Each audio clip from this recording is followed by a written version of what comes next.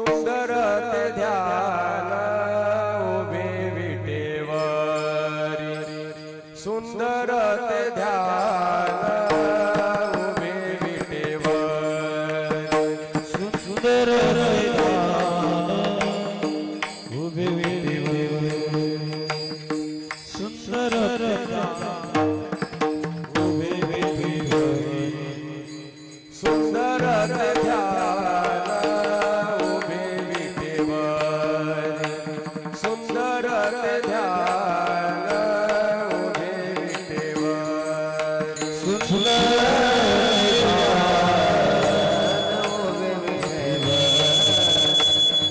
सुंदर ते ध्यान उभे विटेवरी कर कटेवरी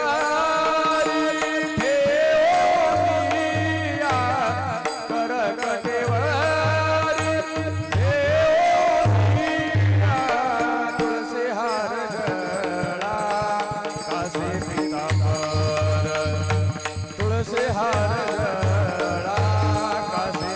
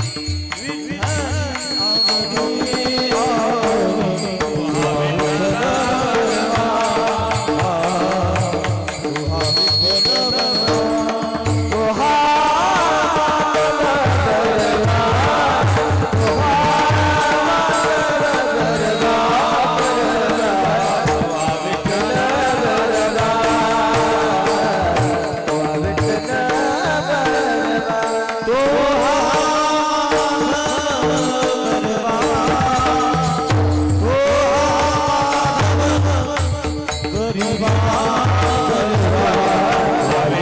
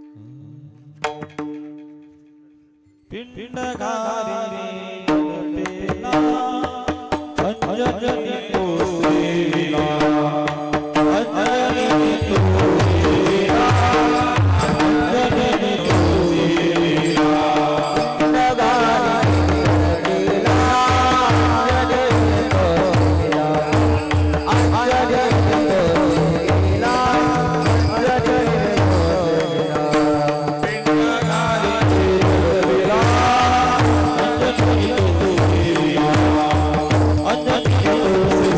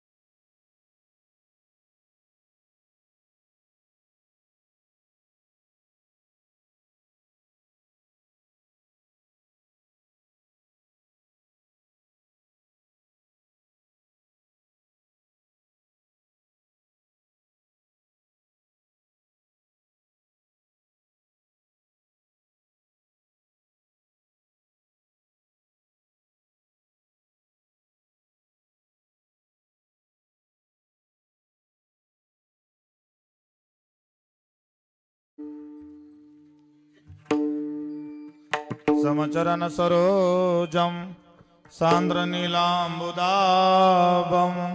जगन्नित्यपानि मंडनं मंडलानां तरुण तुलसीमालां कंधरं कञ्जनेत्रं सदैव धवलहासं विठ्ठलं चिन्तयामि।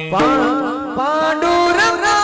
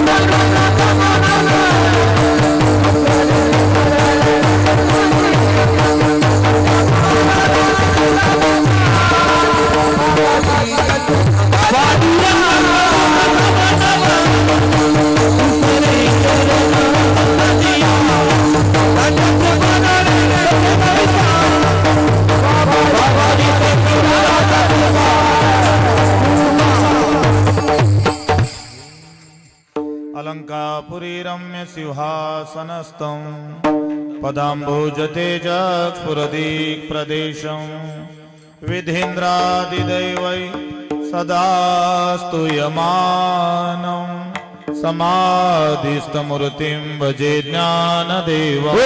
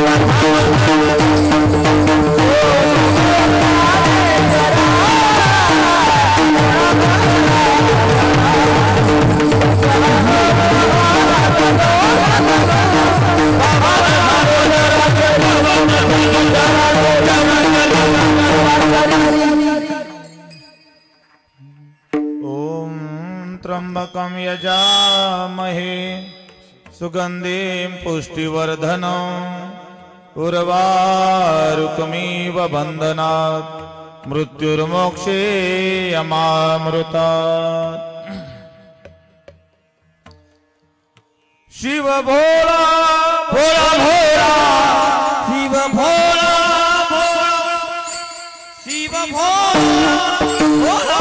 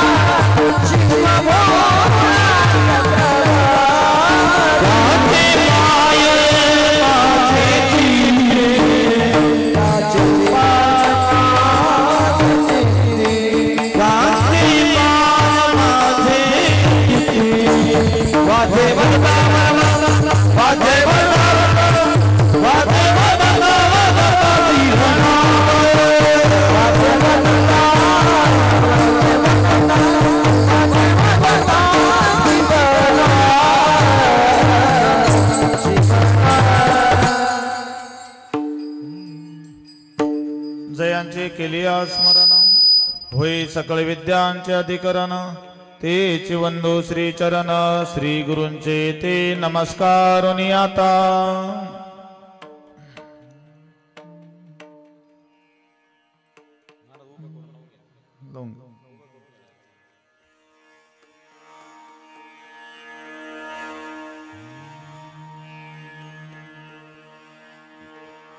तरुण मंडळी समोर या तोपर्यंत उभे राहील तरुण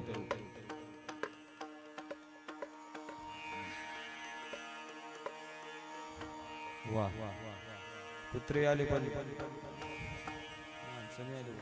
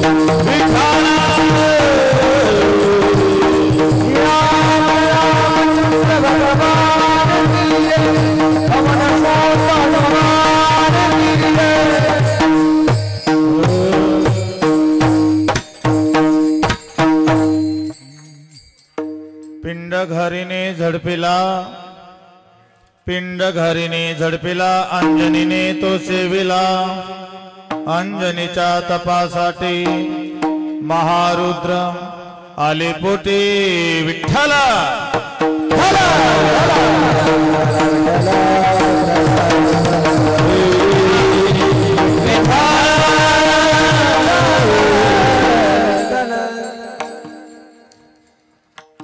प्रस्तुत प्राप्त प्रसंगी प्राप्तस्थली आजच्या या जन्माच्या कीर्तनाच्या निमित्ताने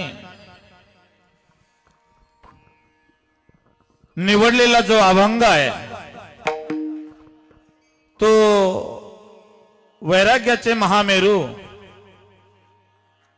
नामदेव महाराज यांचा उत्कृष्ट असा आपल्या जीवनामध्ये आल्याच्या नंतर हनुमान जन्माचं गोड चिंतन करणारा अभंग म्हणजे आजच्या सेवेचा अभंग आहे विठ्ठला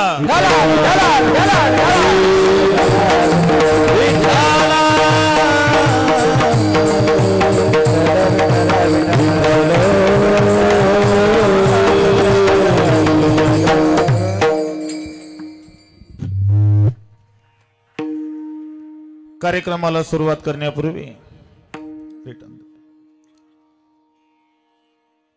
थोडासा अल्पा परिहार द्यायचा तो असा सलापादाप्रमाणे सुरू असलेला आपला अखंड हरिनाम सप्ताह ग्रंथराज ज्ञानेश्वरी पारायण एवं रामकथा ज्ञानयज्ञ सोहळा आणि त्यामध्ये आजचा हा समारोपी दिवस, ज्या दिवसाची आपण त्या ठिकाणी डोळ्यात तेल घालून वाट बघत होतो, तो दिवस आज उजळला. आणि आज चैत्र शुद्ध पौर्णिमा आहे. चैत्र शुद्ध पौर्णिमा म्हटल्याच्या नंतर श्री हनुमान जयंती. महाराज असं वर्णन करतात की महापुरुषांची जयंती साजरी केल्या जाते, संतांचं पुण्यस्मरण होतंय आणि जीवाची 13वी साजरी केल्या जाते. त्यापैकी आज एका महान संतांचं, महापुरुषांची त्या ठिकाणी जयंती आहे. आणि या जयंतीच्या निमित्ताने हे आजचं हरी कीर्तन आहे. विठ्ठला विठ्ठला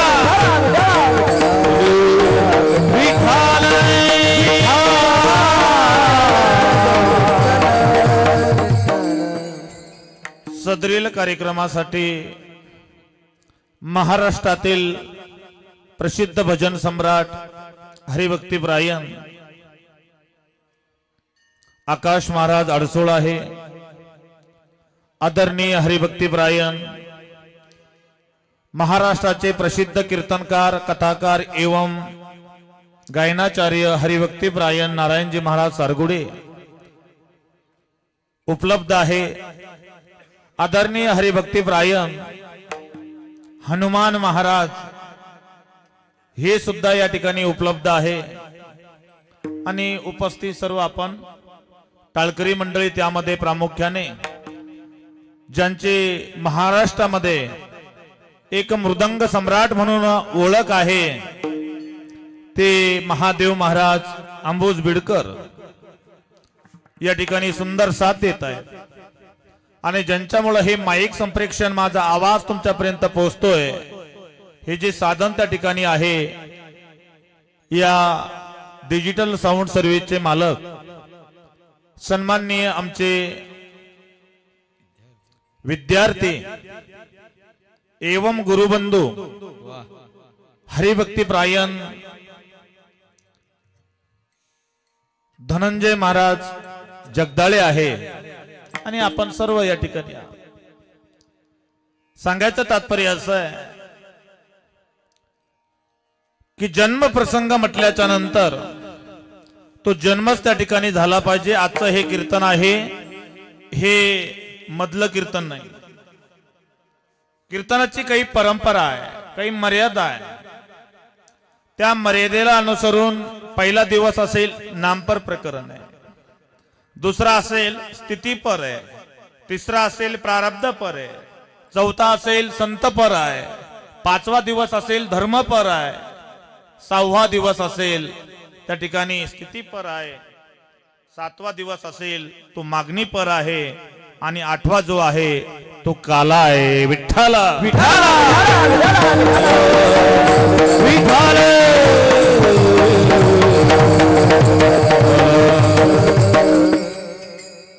सदरील कार्यक्रमाला महाराष्ट्रातील सर्व गुणीजन, गायक वादक वृंद, गावातील सन्माननीय हरिभक्तपरायण वारकरी टाळकरी मंडळी, या सगळ्यांचं आपण एकदा हा टाळ्यांच्या गजरामध्ये त्या ठिकाणी स्वागत करूया. आणि विशेष प्रामुख्याने कार्यक्रमाला सुरुवात करूया. विठ्ठला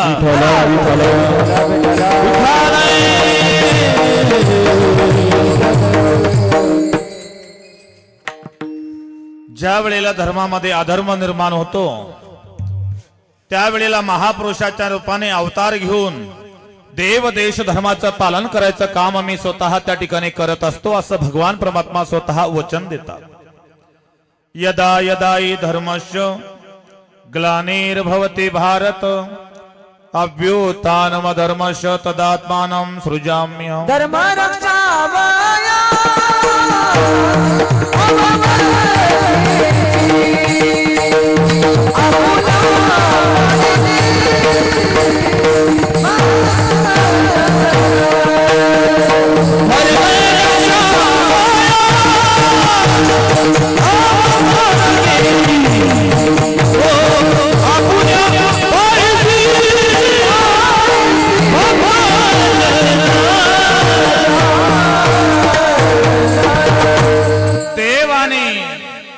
धर्माचं रक्षण करण्यासाठी मी स्वतः अवतीर्ण होत असतो।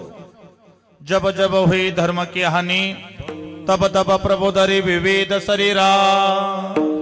म्हणून हे धर्म जाता घवे नाशवंत स्वभावे म्हणून आत्वा झुंजावे पंडुकुमारा।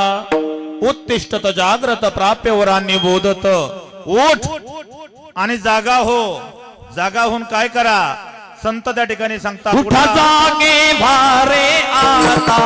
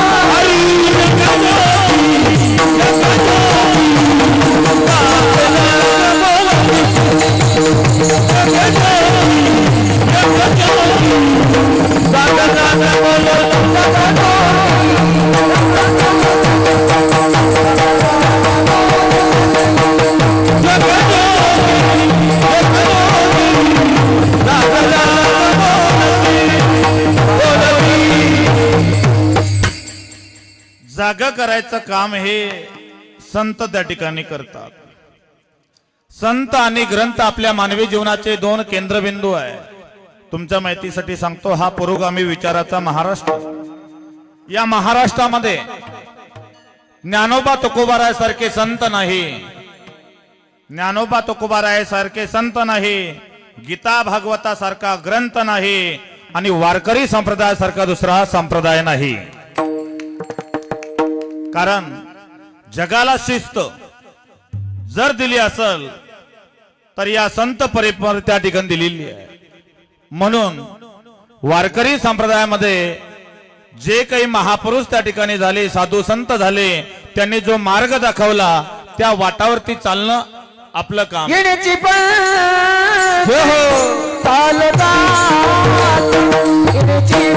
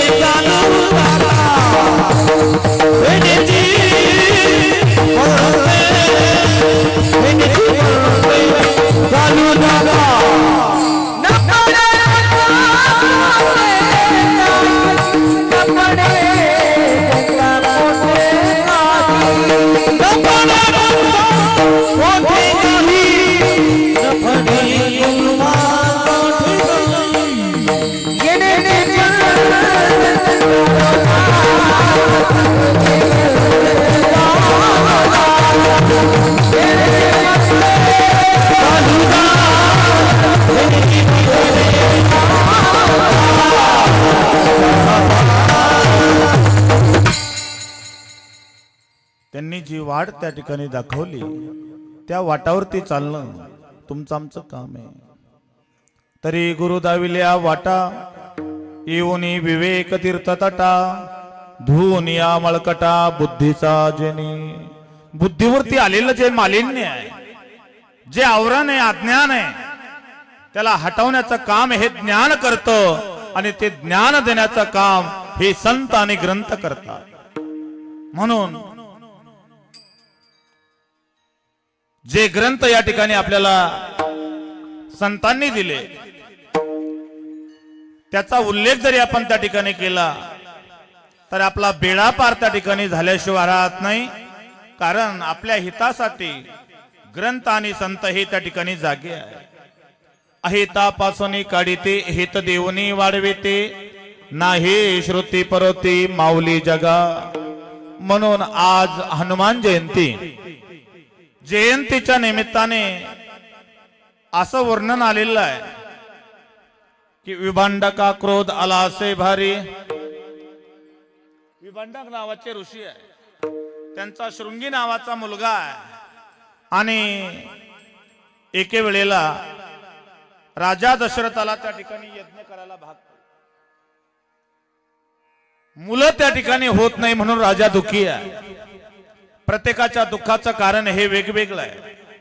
या जगामध्ये गल्लीपासून तर दिल्लीपर्यंत, उंदरापासून तर इंद्रापर्यंत आणि इथून मानवापासून तर त्या ठिकाणी देवेंद्र आणि नरेंद्रापर्यंत जेवढेही माणसं त्या ठिकाणी आहे ती दुखी आहे.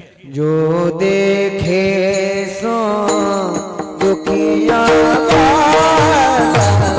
सुखिया कोई नहीं राजा दुखिया प्रजा दुखिया राजा दुखिया प्रजा दुखिया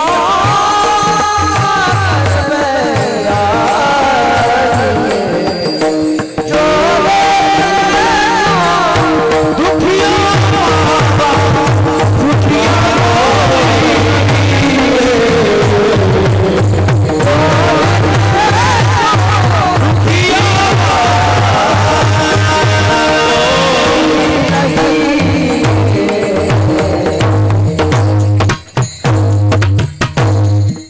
डोंगरेजी महाराज सुंदर वर्णन करतात.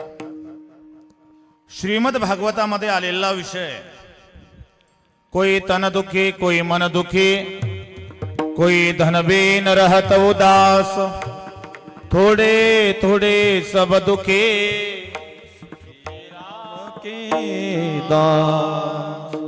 या जगामध्ये काही माणसं तन दुखी आहे, काही माणसं मन दुखी आहे, तर काही माणसं धन दुखी आहे.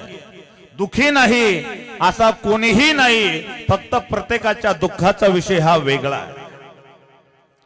मग सुखी कोण आहे? सुखी फक्त जे श्रीरामाचे दास आहे, जे सेवक आहे तेच सुखी आहे, बाकी सर्व दुखी आहे. म्हणून काळाची गरज आहे. भजन कहे सुधर जा और व्यसन कहे गुजर जा. 2 दिवस जर आयुष्य जगायचं असेल तर व्यसन सोडा. आणि व्यसन केल्यामुळे काय होतं? उद्या मारायचं तर आज मारावं लागल. भजन केल्यामुळे काय होतं? जे उद्याचं त्या ठिकाणी किंवा आज आपल्याला त्या ठिकाणी मरणं आहे, तर आपण उद्यापर्यंत जगल्याशिवाय त्या ठिकाणी राहत नाही. हा राष्ट्रसंतांचा दावा आहे. म्हणून काळाची गरज लक्षात घेता तन दुखी मन दुखी धन दुखी ही जी वर्गवारी त्या ठिकाणी आहे, यापासून जर मुक्त व्हायचं असेल तर एकच काम त्या ठिकाणी करावं लागणार आहे, ते म्हणजे श्रीराम. म्हणून त्या श्रीरामाचं गोड चिंतन आपण त्या ठिकाणी करूया. श्रीराम भजन करा.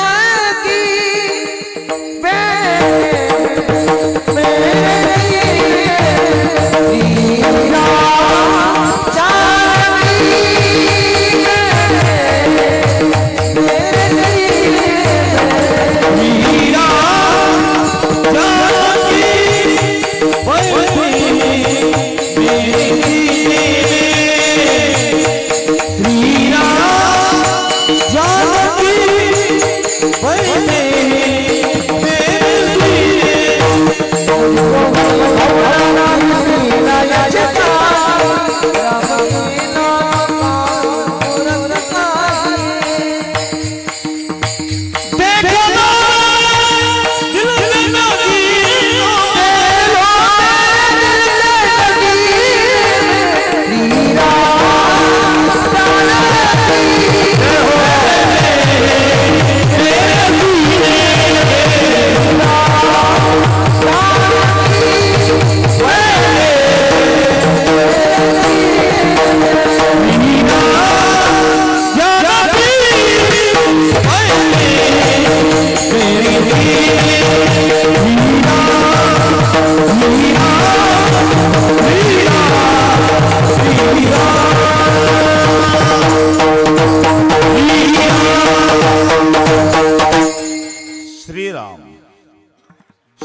हे आपलं जीवन आहे.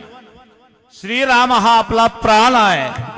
श्रीराम हेच त्या ठिकाणी काय धर्म आहे आणि श्रीराम हेच आपलं कर्म आहे. बोलो राम राम राम बोलो श्याम श्याम श्याम मनवा मनवा कीर्ति करो हरिनाम मनवा कीर्ति करो हरिनाम मनवा कीर्ति करो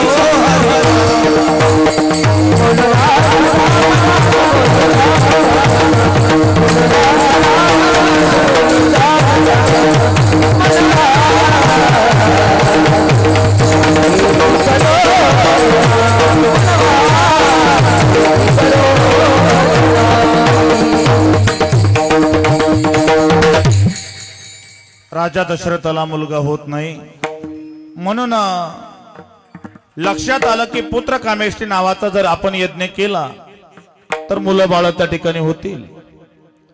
पण विशेष संदर्भ असा सांगतात की ज्या वेळेला राजा दशरथ हा शिकार करण्याच्या निमित्ताने जंगलामध्ये आल्याच्या नंतर दिवसभर त्या ठिकाणी जंगलामध्ये फिरत राहिला, भटकला, कंटाळला, शिकार काही मिळाली नाही. आता घरी वापस जायचं नाही म्हणून ठरवलं शिकार करूनच जायचं. एका झाडावरती बसला. शब्दवेदी माणूस होता. शब्दवेदी म्हणजे काय? शब्दांना आवाजांना वेध घेणारा त्याला शब्दवेदी म्हणतात. असे 3 धनुर्धारी योद्धे या देशामध्ये जगामध्ये झालेले आहे. त्याच्यामध्ये एक आहे अर्जुन. अर्जुनाने खाली पाण्यामध्ये काय पाहिला? मच्छीचा डोळा त्या ठिकाणी पाहिला आणि वरती त्या ठिकाणी बाण मारला, काम पत्ते. दुसरा आहे राजा पृथ्वीराज चव्हाण. तो मुघल बादशाह वरच्या मजल्यामध्ये आहे, परंतु त्याचा आवाज वरून खालच्या मजल्यामध्ये ऐकून बरोबर आवाजाने बाण सोडून त्या बादशाच्या छाताळामध्ये जाऊन त्याचा वेध घेणारा राजा पृथ्वीराज चव्हाण. आणि तिसरा त्या ठिकाणी आहे राजा दशरथ. झाडावर बसलेला आहे. दिवसभर शिकार मिळाली नाही. पाणी पिण्याच्या निमित्ताने कोणीतरी पाडस पशु या ठिकाणी येईल आणि मी त्याला मारेन. त्या जंगलामध्ये नेमकं झालं काय? श्रावण बाळ आहे. श्रावण बाळ हा आपल्या आई वडिलाला तीर्थयात्रा करण्यासाठी कावड घेऊन निघाला होता. एका कावडीमध्ये आई आहे, दुसऱ्या कावडीमध्ये बाबा आहे. कारण श्रावण बाळासाठी आई वडील हे सर्वस्व होतं. मातृपितृभक्त आहे. तुमच्या माहितीसाठी सांगतो, एकादशी सारखं व्रत नाही, द्वादशी सारखी दुसरी प्रवकाल तिथी नाही, अन्नदानासारखं दान नाही, श्रीमद भगवद्गीतेसारखा धर्मग्रंथ नाही, गायत्री मंत्रासारखा दुसरा महामंत्र नाही. आणि या जगाच्या पाठीवर कुठलेही देवी देवत असले ते आपल्या स्वतःच्या आईबापापेक्षा श्रेष्ठ नाही, मोठे नाही. मातृदेव भव पितृदेव भव माया काशी बाप काशी माया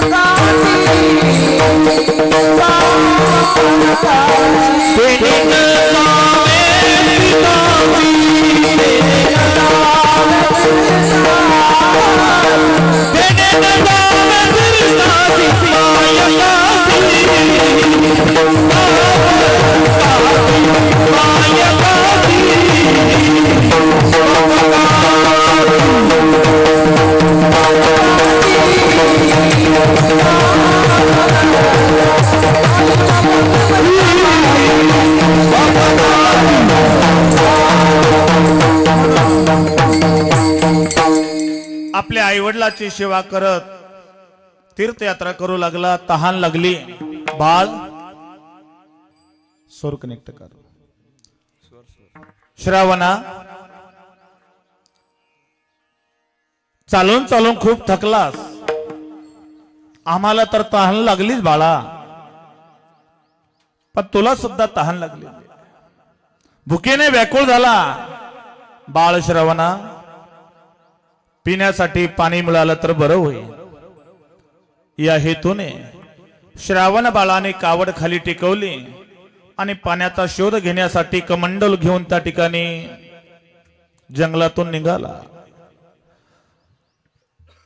गवताच्या मोळ्या बांधत रस्ता काढत त्या ठिकाणी पुढे चालू लागला. चालता चालता चालता चालता त्या ठिकाणी एका तळ्याच्या काठावर येऊन पोहोचला. पोहोचल्याच्या नंतर हातामध्ये कमंडूल आहे, ती झारी होती. ती झारी त्या ठिकाणी पाण्यामध्ये बुडवली. बुडवल्याच्या नंतर बुडबुड बुडबुड असा आवाज त्या ठिकाणी येतोय. आवाज आल्याच्या नंतर राजा दशरथाला असं वाटलं की कोणीतरी पशु प्राणी पाणी पिण्यासाठी आले. बुडबुड आवाज येतो. एक पशु समजून राजा दशरथ सावध त्या ठिकाणी झाला. भाता होता, हात टाकला, बाण काढला, धनुष्याला जोडलाय आणि जोडून त्या ठिकाणी आवाजाच्या दिशेने सोडला. सोडल्याच्या नंतर सो सो सो सो करत त्या ठिकाणी बाण धावत आला. जसा आला तसा त्या ठिकाणी श्रावणाच्या छातीमध्ये येऊन आदळलाय. आदळल्याच्या नंतर जसा बाण लागला, श्रावण बार त्या ठिकाणी किंचाळतोय. आई आई म्हणून त्या ठिकाणी हाक मारली. आई, तुला पाणी आणण्यासाठी, तुला पाणी पाजण्यासाठी तुझा श्रावण बाळ या ठिकाणी तळ्याच्या काठ्यावर आला.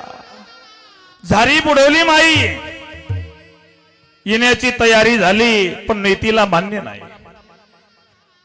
आई बाबा करत शोक त्या ठिकाणी करू लागला. राजा दशरथाला कळालं की आपला बाण कोण्या पशुला नाही, प्राण्याला नाही, मानवाला त्या ठिकाणी लागला. धावत त्या ठिकाणी आला. कोण आहेस तू? भौतिक किम नाम असती. राजन, माझं नाव श्रावण बाळ आहे. किम कारण मागच्छसी, कोणत्या कारणामुळे इथं आला होता? माझे आई वडील आंधळी आहे. काशी तीर्थयात्रा घडावी म्हणून जंगलातून वाट काढत मी निघालो होतो. तहान लागली म्हणून तळ्यावरती आलो होतो, पण दुर्दैव माझं की हे पाणी त्यांच्यापर्यंत पोहोचू शकत नाही. आपण कोण? त्यावेळेला सांगितलं, मी अयोध्येचा राजा दशरथ. राजा दशरथ म्हटल्याच्या नंतर मला का मारलंस? माझा काय अपराध होता? पूर्वीच्या काळामध्ये कविता होती, शर आला तो धावून आला काळ, विवळला तो श्रावण बाळ. तुझा काही अपराध नाही बाळा, मला माफ कर.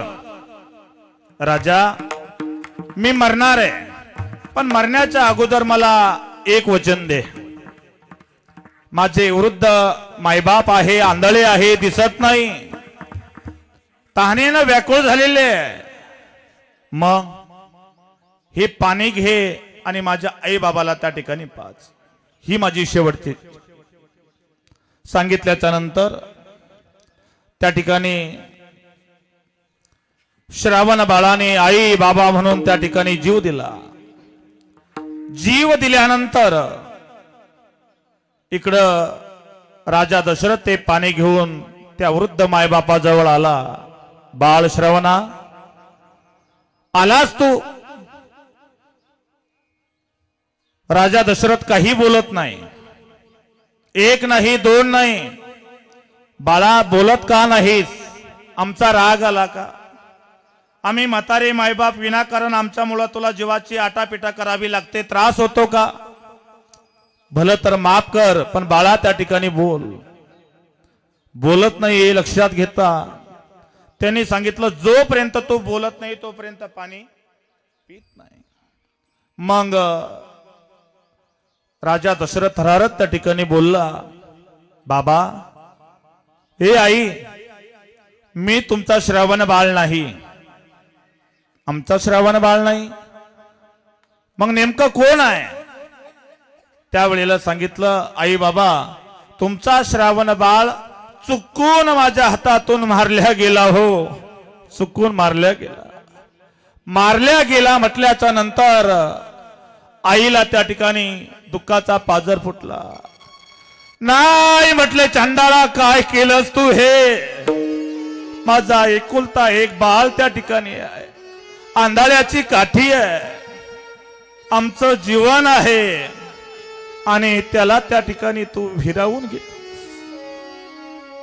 काय माझ्या बाळाचा गुन्हा होता?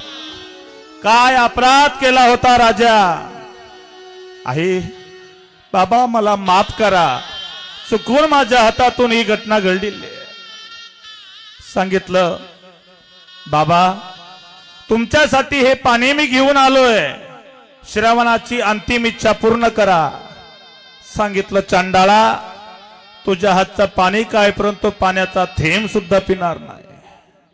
शेवटी श्रावणाच्या विरहामध्ये श्रावण श्रावण श्रावण म्हणून त्या अवृद्ध आईने जीव दिला.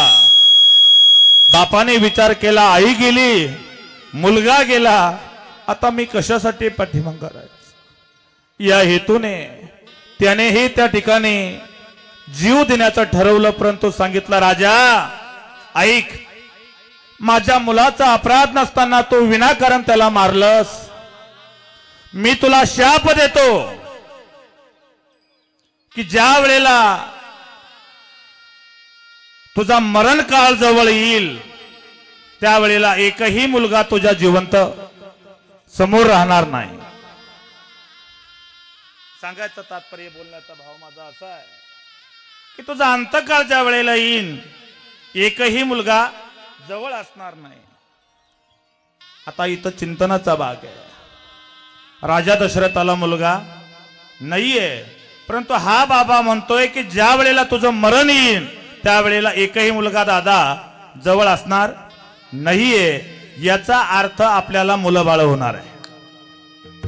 शाप हा वरदान त्या ठिकाणी ठरला भाऊ. वरदान ठरल्याच्या नंतर त्या ठिकाणी इकडं श्रावणाचं अंत्यकर्म उरकल्याच्या नंतर आई बाबाने सुद्धा आता श्रावण श्रावण म्हणून त्या ठिकाणी जीव दिला. आणि जीव दिल्यानंतर राजा दशरथ आता अयोध्येमध्ये परत आला. पुत्र कामेष्टी यज्ञ करायचं ठरवलं. हा पुत्र कामेष्टी यज्ञ विभंडक नावाचे ऋषी, त्यांचा मुलगा शृंगी ऋषी, शृंगी ऋषीला अप्सरा पाठवल्या. जोपर्यंत शृंगी ऋषी येत नाही तोपर्यंत यज्ञ पूर्ण होत नाही, म्हणून यज्ञाची तयारी सुरू केली. विठ्ठला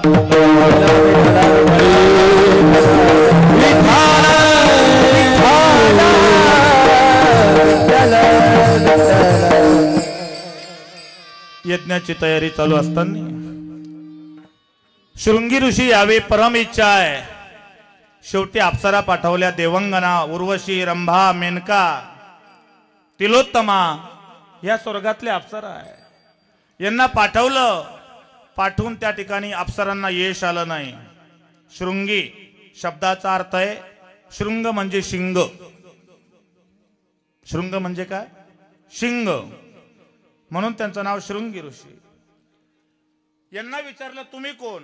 त्या शृंगी ऋषीला महिला जात कशी असते हे बी माहित नव्हतं, कधी त्यांचं दर्शनही झालं नव्हतं. मग त्यांनी विचारलं की तुमच्या या वक्षस्थळाला हे गलगंड कसले आहे? त्यावेळेला त्यांनी सांगितलं हे जे गलांड आहे म्हणून आमचं नाव गलांड ऋषी आहे. काय म्हणाले ते अप्सरा? गलांड ऋषी आहे. काम काय? म्हटले अयोध्येमध्ये चला आणि यज्ञाचं पौरोहित्य तुम्हाला त्या ठिकाणी द्यायचं आहे. तुम्ही जर यज्ञ केला तर त्या ठिकाणी राजा दशरथाला मुलं होते. पुत्र कामेष्टी यज्ञ करायचं ठरवलं.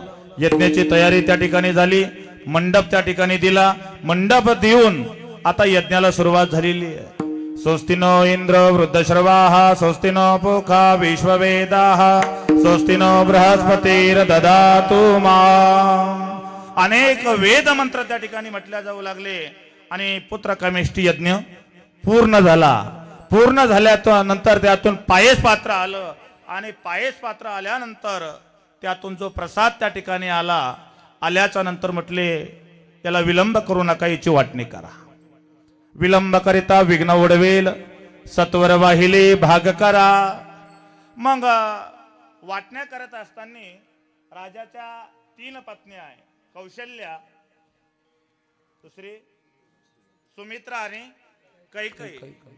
मग वाटणी करायचं ठरवलं तर पहिला जो भाग कौशल्याला दिला त्याने राग आला कनिष्ठेचे। राजाची सुंदर पत्नी कोण होती? राजाची सुंदर पत्नी त्या ठिकाणी आपण दिलेलं उत्तर अगदी समर्पक आणि योग्य आहे। कैकेयी दिसायला सुंदर होती, तिला असं वाटलं की मी एवढी सुंदर असताना पहिला मान कौशल्याला दिलाच कसा, सौती मत्सर म्हणून रुसून बसली। शेवटी रुसल्यामुळं काय झालं, हातामध्ये जो पिंड होता, जो प्रसादाचा पिंड होता, नेमकं आकाशामध्ये एक घार त्या ठिकाणी उडत आली। त्या घारीचं नाव आहे सुवर्चा नावाची घार। ब्रह्मदेवाने शाप दिला होता गंधर्वाला आणि शाप दिल्यामुळं तो सर्व त्या ठिकाणी घार बनला होता। ती घार आकाश मार्गे उडत त्या ठिकाणी आली आणि आल्याच्या नंतर कैकेयीच्या हातावरचा जो पिंड होता तो पिंड त्या ठिकाणी झडपला। झडपिला पिंड घाडी दे झडपिला, पिंड घाडी दे झडपिला,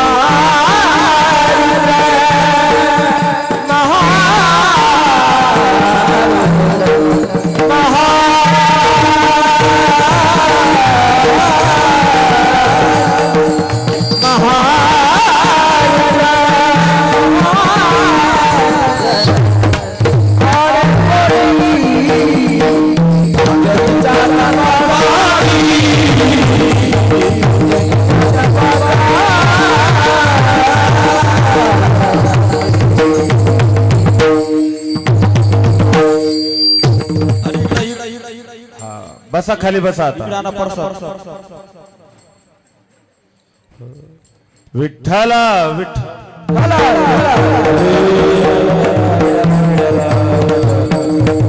कुंडली गौरवा हरी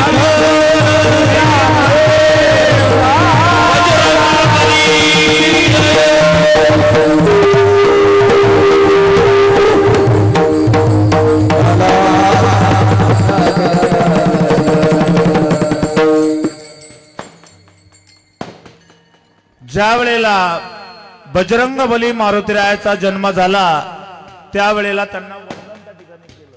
चैत्र शुद्ध पौर्णिमेची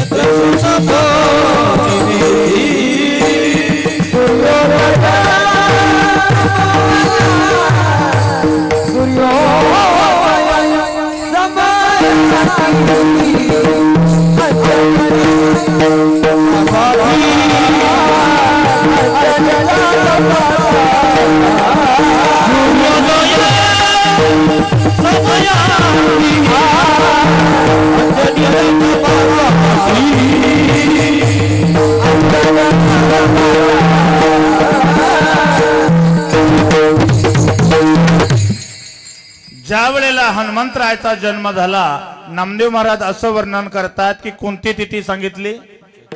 चैत्र शुद्ध पौर्णिमा आहे.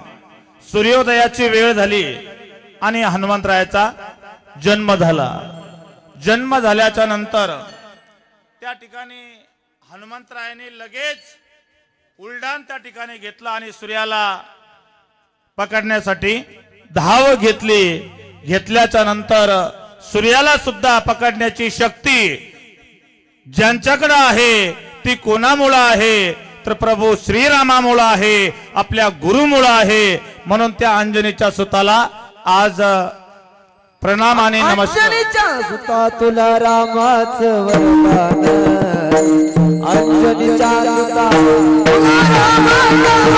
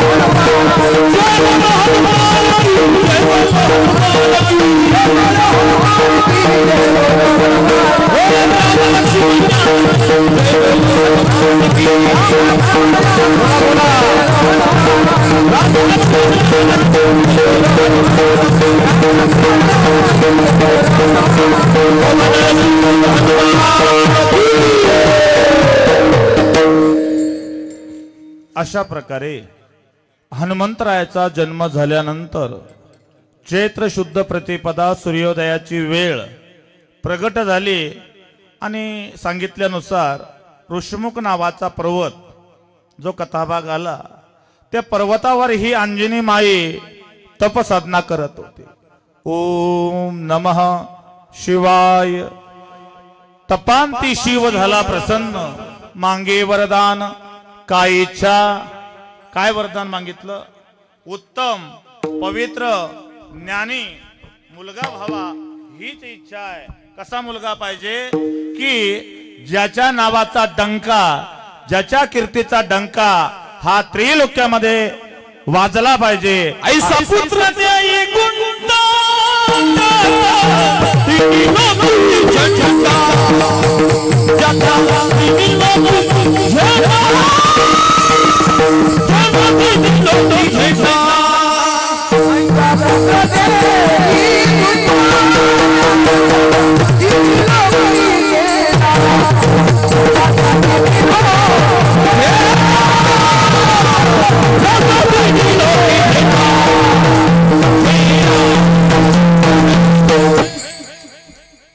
त्याच्या नावाचा झेंडा, त्याच्या नावाचा ध्वज हा तिन्ही लोकांमध्ये फडकला पाहिजे असा मुलगा मला हवाय.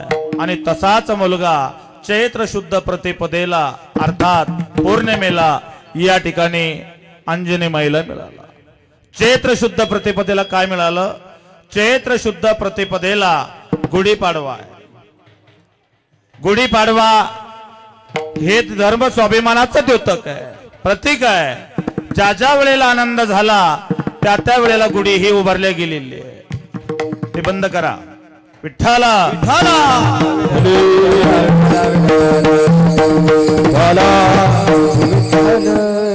इकडे लक्ष द्या. आता हनुमंतरायाचा जन्म झाला, किष्किंधा नगरीमध्ये आनंदी आनंद झाला. प्रभू रामचंद्र परमात्म्याचा झाला, अयोध्या नगरीमध्ये आनंदी आनंद झाला. या हिंदवी स्वराज्याचे संस्थापक छत्रपती शिवाजी महाराज ज्या वेळेला शिवनेरीवरती जन्माला आले, आनंदी आनंद झाला. गुढी आणि तोरण उभारली. इकडे गोकुळामध्ये भगवान श्रीकृष्ण परमात्म्याचा जन्म झाला, दाराला तोरण लावली, गुढ्या उभारली. गुढिया तोरणे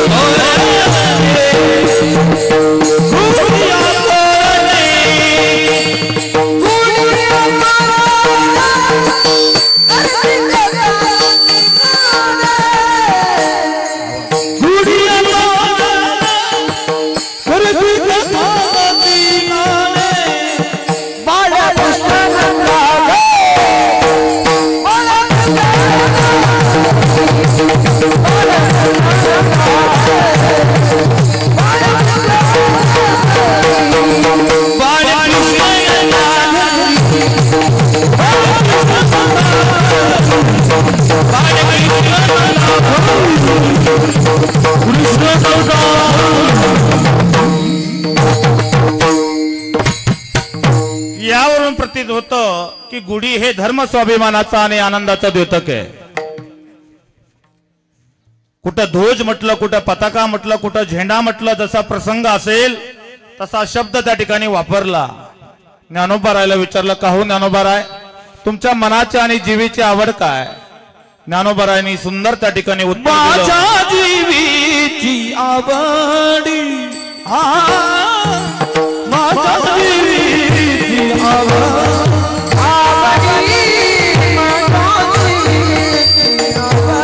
अत्यंत महत्वाचा भाग आहे.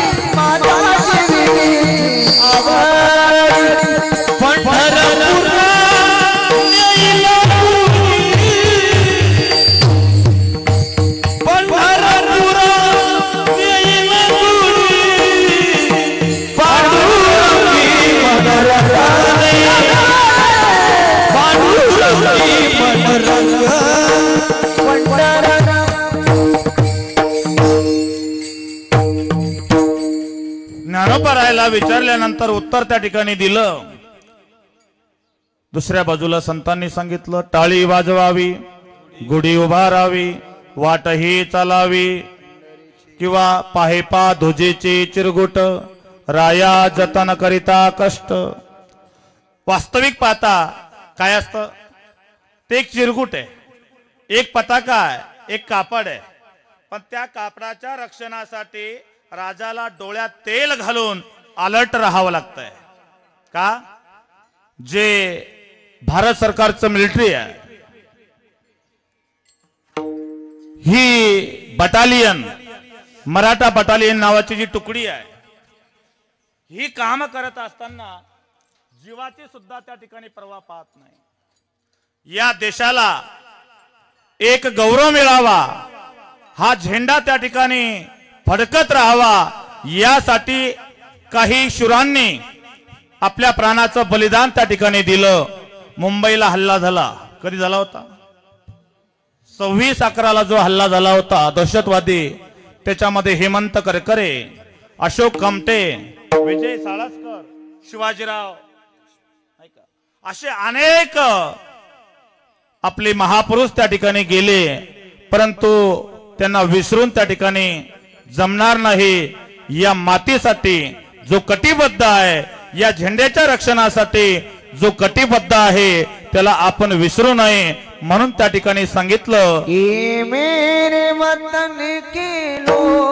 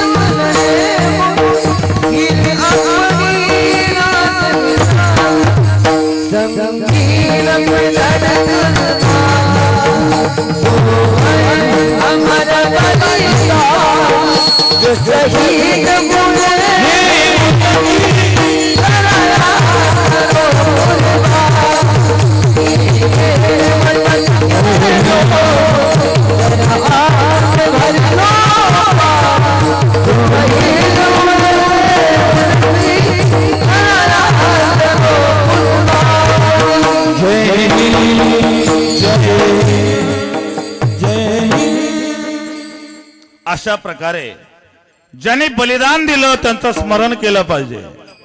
मी सांगितलं की संतांची पुण्यतिथी होते, जीवाची 13वी होते आणि महापुरुषांची जयंती होते। याच महिन्यामध्ये हनुमान जयंती आहे, याच महिन्यामध्ये भगवान महावीरांची जयंती आहे, याच महिन्यामध्ये काल महात्मा ज्योतिबा फुले हा यांची सुद्धा ठिकाणी हे झाली आणि याच महिन्यामध्ये अकारण करुणावरुणालय अखिल कोट ब्रह्मांड नायक भगवान जगदीश परमात्मा श्रीराम यांची नवमी आहे। चैत्र शुद्ध प्रतिपदा म्हणजे 3.5 मुहूर्तातला फुल मुहूर्त। एक आहे विजयादशमी दसरा, दुसरा आहे बली प्रतिपदा आणि अर्धा आहे तो अक्षय तृतीया।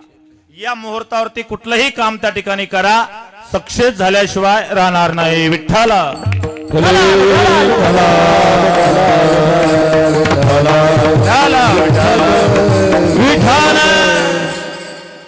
मी गुढी सांगू लागलो तुम्हाला। मग नेमकी हनुमंतरायाचा जन्म झाल्यानंतर, छत्रपतीचा जन्म झाल्यानंतर, श्रीरामाचा जन्म झाल्यानंतर जी गुढी उभारली होती त्या गुढीची रूढी कशी होती हे लक्षात येणं काळाची गरज आहे। काय परंपरा होती आपली तुमच्या माहितीसाठी? आपल्यावरती डचांचं आक्रमण झालं, आपल्यावरती ब्रिटनांचं 150 वर्ष राज्य करून गेले, आपल्यावरती मोगली सत्तेचं आक्रमण झालं। अकबर, बाबर असेल, इस्लाम असेल, या शाह्या त्या ठिकाणी आदिलशाही, निजामशाही आपल्यावरती राज करून त्या ठिकाणी गेली। नियम असा होता दादा, राजा बोले तो दल हले। ज्या काळामध्ये ज्यांची सत्ता आहे त्यांची चालती असते, मग बाकीच्याला ते मान्य करावं लागतं। त्यावेळेला आपली गुढी कशी होती? गुढी पाडव्याला आपण जी गुढी उभारतो, आता आपण सप्ताह बसवला, त्याच्या अगोदर आपण घटस्थापना मंदिरामध्ये केली। घट हा सरळ मांडला का पालथा मांडला? बोलत चला। सरळ मांडला। आता सरळ घटाची पूजा करण्याची पद्धती आपल्यात आहे। एखादी सौभाग्यकांक्षिणी महिला भरलेली घागर, हंडा, कळशी घेऊन आली, शकून आहे का अपशकून आहे? शकून आहे। आपण जर तसा असेल तर खिशामध्ये हात घालतो, डॉलर काढतो आणि हंड्यामध्ये टाकतो। याच्यावरून सिद्ध होतंय की शुभ घटाची पूजा करायची पद्धती आमच्या संस्कृतीची आहे। मग गुढी पाडव्याला आम्ही जी गुढी लावतोय, तांब्या हा सरळ आहे का पालथा आहे? बोलत चला। पालथा आहे। तुमच्या माहितीसाठी हा पालथा झाला कसा? आपला घट हा सरळ त्या ठिकाणी असला पाहिजे। तर येणाऱ्या पुढल्या वर्षाच्या गुढी पाडव्याला गुढी कशी लावा? खाली मुंडक वर पाय, ही आमच्या हिंदू धर्माची गुढी नाही। मग नेमकी आमची गुढी आहे कशी? अरे ज्या वेळेला त्यांचं राज्य होतं, भगवा खाली उतरवला. धर्माचं निशाण काय आपल्या? भगवा आहे. भगवा खाली उतरवला आणि ते हिरवं वरती पाठवलं. जिथं सरळ घट मांडत होतो तो खालचा उचलला आणि पालथा त्या ठिकाणी केला. तुमच्या माहितीसाठी, देश धर्म पर मिटाने वाला शेर शिवा का छावा था, महापराक्रमी परम प्रतापी एक ही शंभू राजा था. ज्या वेळेला या धर्मवीर शंभू राजाला मारण्यासाठी या औरंग्याने जो कट त्या ठिकाणी रचला आणि त्या कटामध्ये शंभूराजे हे पकडले गेले. पकडल्याच्या नंतर तुळापूर, संगमनेर या भागामध्ये त्यांना जेरबंद करण्यात आलं. हातापायामध्ये बेड्या टाकल्या आणि आमच्या या राजाची निगृण हत्या केली. हत्या केल्याच्या नंतर तुम्ही बघितलं की छत्रपती संभाजी महाराजांची जीभ कापली. छत्रपती संभाजी महाराजांच्या बोटाचे नख त्या ठिकाणी वेचून घेतले. छत्रपती संभाजी राजाचे डोळे सळई खुपसून त्या ठिकाणी काढण्यात आले. एवढी बेधुंद मगरूर हत्या या औरंग्याने छत्रपतीची केली. केल्याच्या नंतर या मराठी सत्तेला, या मराठा समाजाला हे कायमस्वरूपी ध्यानात राहावं की औरंगजेबाची सत्ता काय, औरंगजेब म्हणजे काय ताकद आहे हे कळण्यासाठी ज्या वेळेला ती हत्या झाली तो दिवस होता गुढीपाडव्याच्या आदल्या दिवसाचा. म्हणून त्यांनी त्याचा विजयाचं प्रतीक म्हणून संभाजी राजाला पकडलं आणि मारलं. एक मराठा सरदार मारला, एक मराठा योद्धा मारला. म्हणून आनंदाचं प्रतीक म्हणून त्यांनी काय केलं, जी सरळ त्या ठिकाणी आपण गुढी लावत होतो, जो घट मांडत होतो, तो पालथा त्या ठिकाणी केला. ते पालथा म्हणजे काय समजतात ते माहिती आहे? ती गुढी नाही, ते संभाजी महाराजांचं शिर आहे, संभाजी महाराजांचं मुंडक आहे. आणि ते मुंडक आपल्या धर्मासाठी हे योग्य त्या ठिकाणी नाहीये. आपण आपशकुनी गुढी त्या ठिकाणी लावतोय. म्हणून येणाऱ्या गुढीपाडव्याला गुढी कशी लावा, सरळ खाली पाट मांडा, त्याच्यावरती घट मांडा आणि वरती कुठल्याही प्रकारे कावरं बांधा न फडकवता सरळ भगवा झेंडा फडकवा. ही हिंदूची गुढी आहे, हा इतिहास आहे. विठ्ठल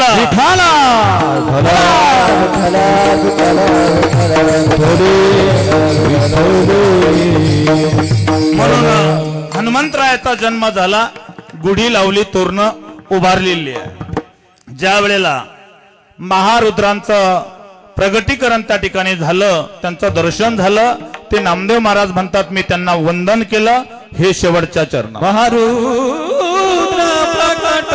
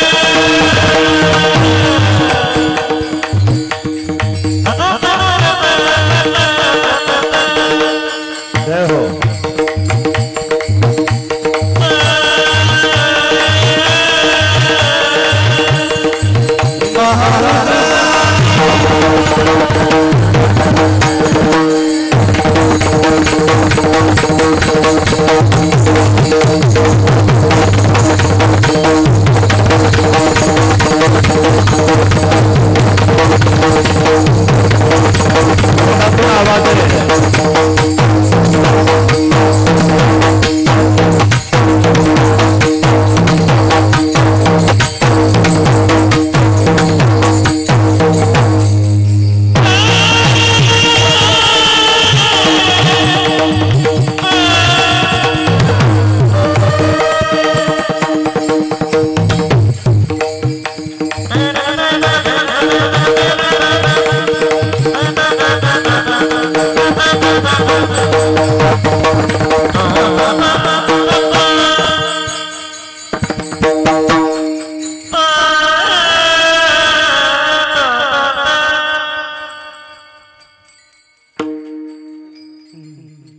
टाळी वाजवा.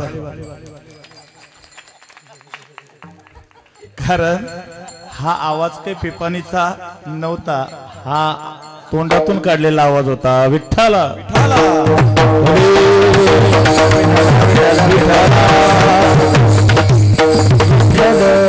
म्हणून येता मते येता अवकाश. ज्या वेळेला हनुमंतरायाचा जन्म झाला त्यावेळेला तया माझा नमस्कार वारंवार निरंतर. महारुद्र प्रकट झाल्याच्या नंतर नामदेव महाराज म्हणतात मी त्याला वंदन केलं. म्हणून आपण सुद्धा संतांचं स्मरण करून त्यांना वंदन करूया. एकदा सगळ्यांनी हात वरती करा आणि माझ्या विठोबा रुक्माईचं भावपूर्ण भजन करूया. विठोबा रुक्माई विठोबा रुक्माई ताळे ताळे विठोबा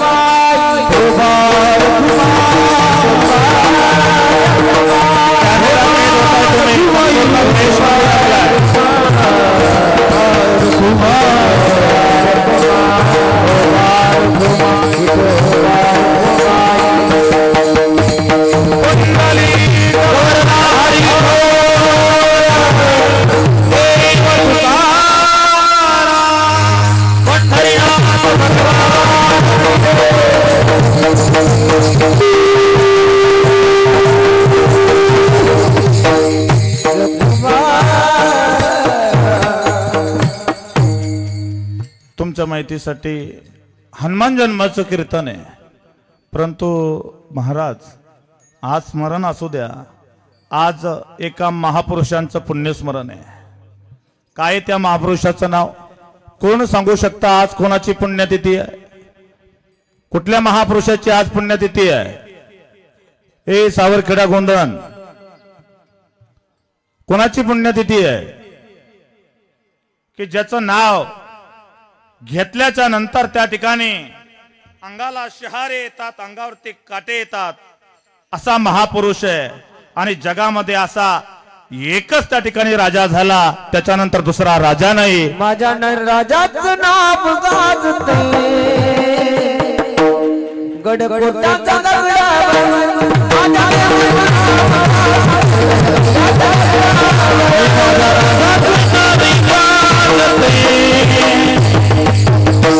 गड किल्ल्याच्या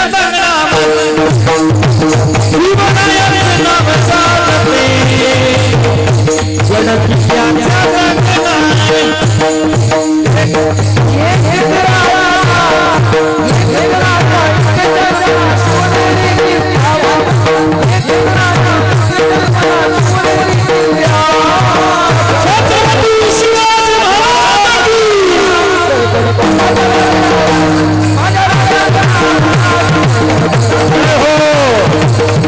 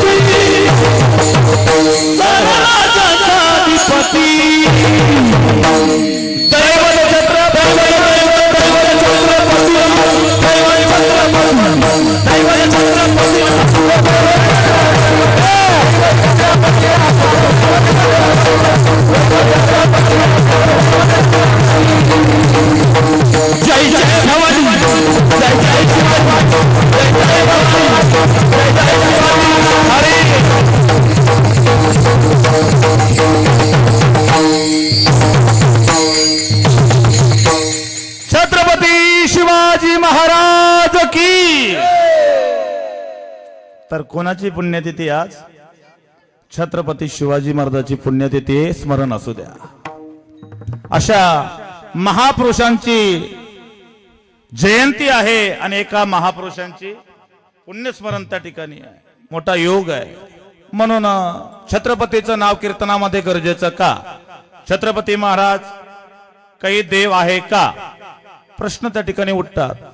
तुम्हाला एक सांगतो, माझा छत्रपती राजा हा देव नाही, माझा छत्रपती राजा हा देव नाही, पण देवळातला देव जो देवळामध्ये ठिकाणावरती बसलेला आहे ना, तो मात्र छत्रपती शिवाजी महाराजांमुळे बसलेला आहे, हे तुम्हाला नाकारता येत नाही।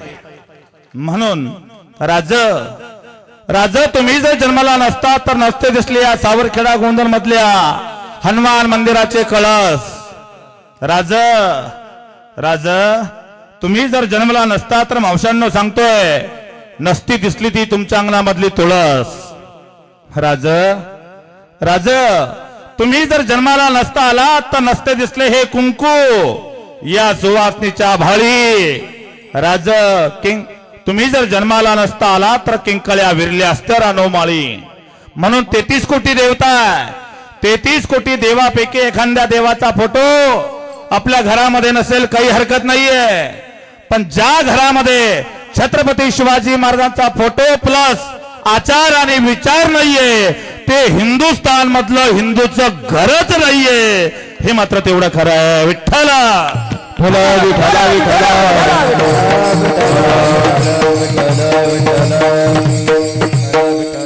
एक छोटासा हनुमंतरायाचा रामरायाचा प्रसंग सांगून आपली सेवा मी पूर्ण करतो। एक वेळेला समुद्र काठावरती प्रभू रामचंद्र परमात्मा आहे, सेतू बंधनाचं काम सुरू आहे।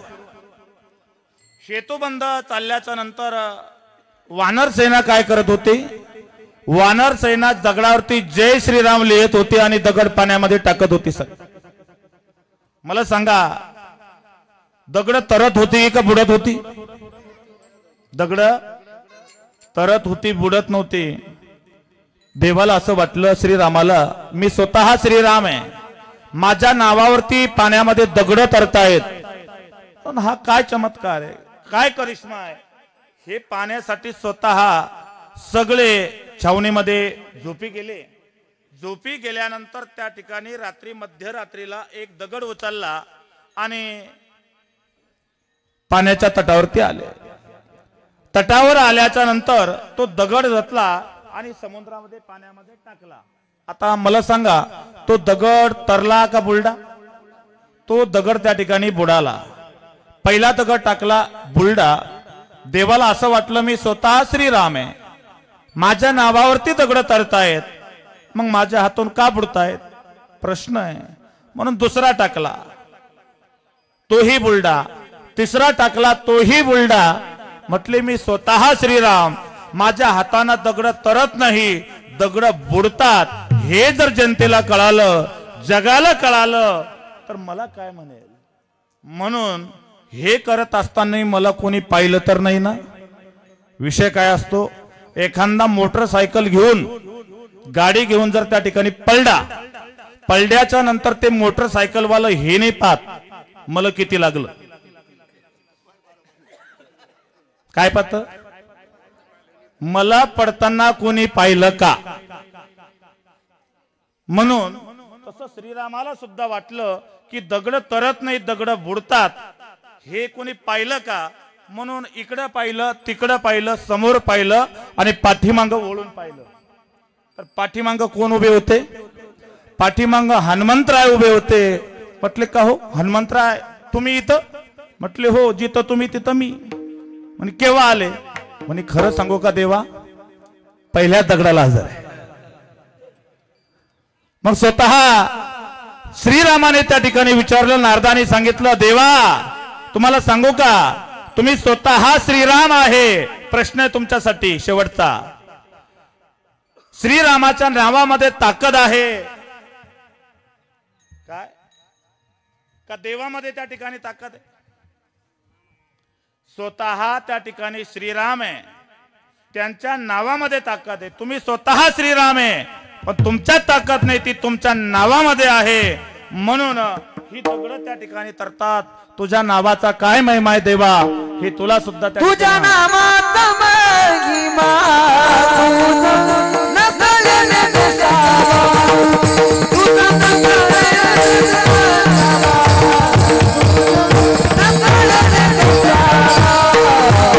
तुझ्या नामाचा महिमा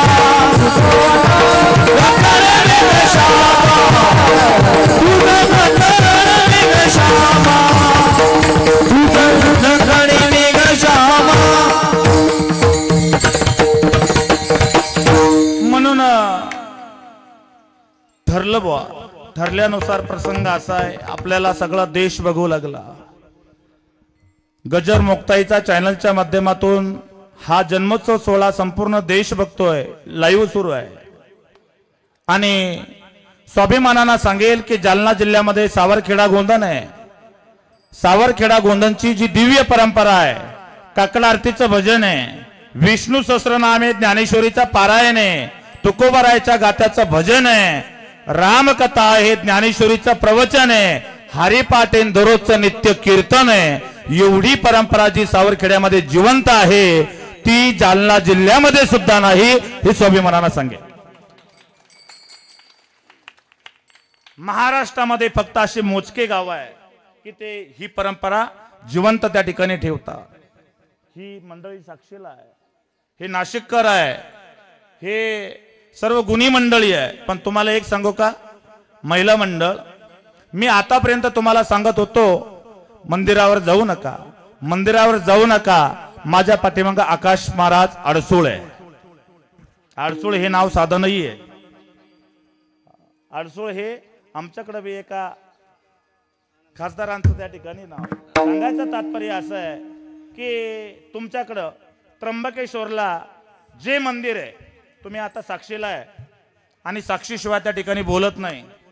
ज्या वेळेला जिना शनी मंदिरामध्ये प्रवेश केला, कोण महिला आहे ती?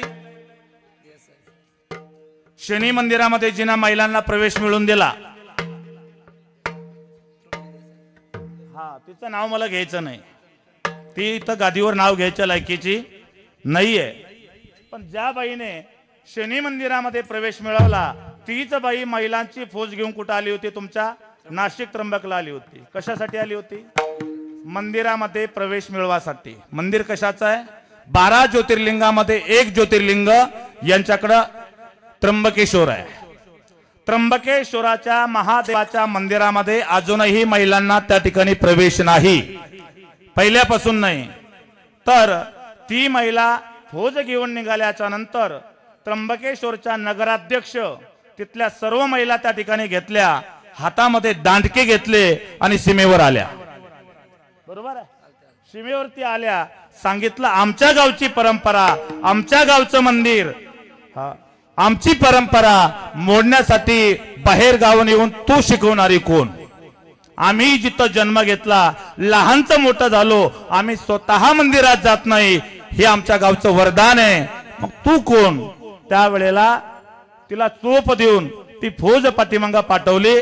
अजूनही त्र्यंबकेश्वराच्या मंदिरामध्ये महिलाला प्रवेश नाही. ही गोष्ट खरी का खोटी आहे?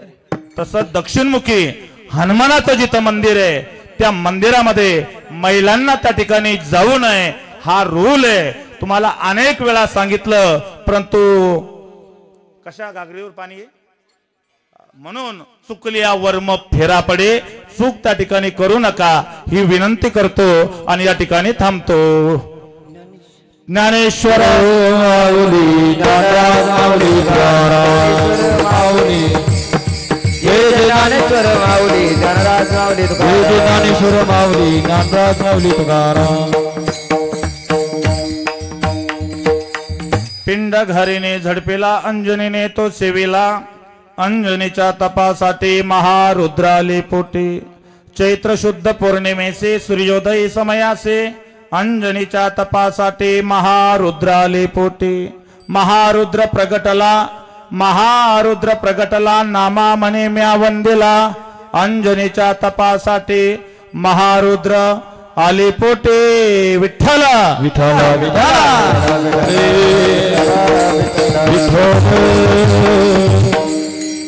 महत्वाचा संदेश द्यायचा तुम्हाला तो अल्प शब्दामध्ये असा. मी स्वतः या महाराष्ट्र राज्याचा गोरक्षण सेनेचा प्रदेश अध्यक्ष या समन्वय नात्याने माझ्या हिंदू बांधवांना आव्हान आहे. हिंदू म्हणून एक तरी गावरान गाय सांभाळा, कारण काळाची गरज आहे. कटती गाय करे पुकार, बंद करो ये भ्रष्टाचार. या भ्रष्टाचाराला खत पाणी घालायचं थांबवा आणि गायीला त्या ठिकाणी वाचवा. आपली गो म्हणजे माता आहे, भारत माता आहे, गंगा माता आहे, धरणी माता आहे, जन्मदाती माता आहे. म्हणून गायीला जर वाचवलं तर गाय आपल्याला वाचवेल, धर्माला वाचवलं तर धर्म आपल्याला जिवंत ठेवेल. म्हणून गो ब्राह्मण भक्त प्रतिपालक. छत्रपतीला काय म्हटलेलं आहे?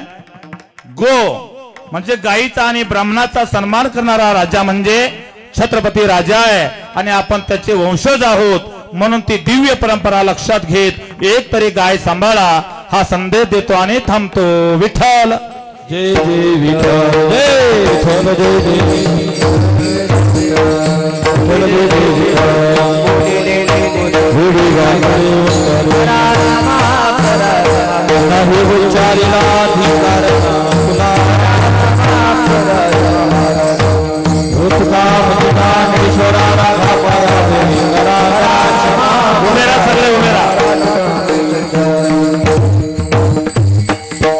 आपल्या जवळ आरतीचं ताट आहे. जन्म त्या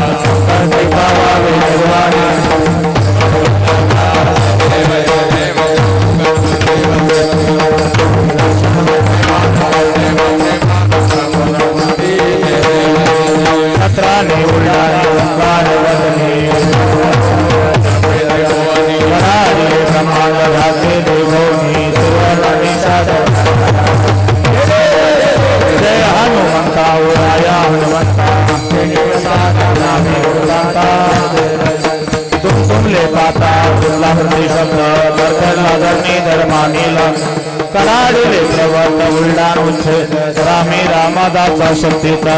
जय देव जय हनुमंता हो राया हनुमंत.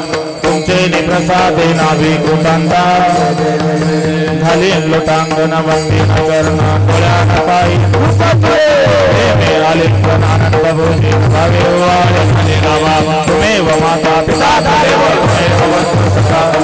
तुमेव तुमेव सर्व काही नवाचा करोमि यत् सकल भक्ति नारायणाति अच्युतं कृष्णं राम नारायण श्रीधर माधवं गोपिकावल्लभं जानकी नायकं. हरे राम राम राम हरे हरे हरे कृष्ण हरे कृष्ण हरे हरे राम राम राम हरे हरे हरे कृष्ण हरे हरे.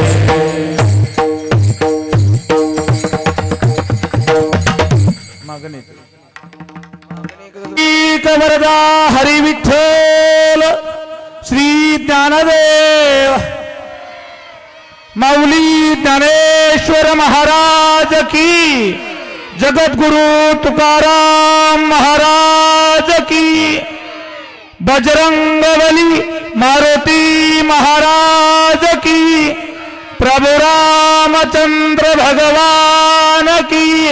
हे माझ्या तमाम हिंदू मराठी मावळ्यांना बोला. छत्रपती शिवाजी महाराज की, धर्मवीर संभाजी महाराज की। धन्यवाद। कार्यक्रम संपला। सर्वांना